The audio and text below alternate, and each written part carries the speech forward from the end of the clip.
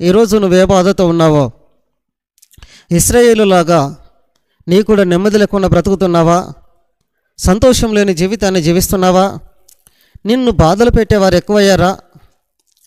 నీకు దినదినము బాధలు పెరిగిపోతూ ఎక్కువ అవుతున్నాయా? సమస్యలు ఎక్కువ అవుతున్నాయా? దినదినము నీకు శ్రమలు ఎక్కువ అవుతున్నాయా? శోధనలు ఎక్కువ అవుతున్నాయా? దినదినము నువ్వు భరించలేని బాధలను అనుభవిస్తున్నావా?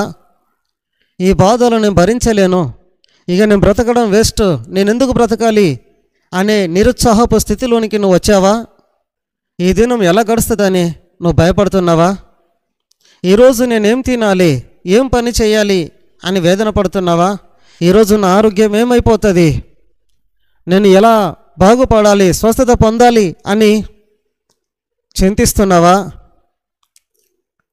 ఈరోజు నా జీవితానికి విలువలేని స్థితిలో నేనున్నాను అని, ఎందుకు నేను బ్రతికేది అని నీలో నీవు సతమతమవుతూ జీవితం మీద విరక్తి చెందుతున్నావా?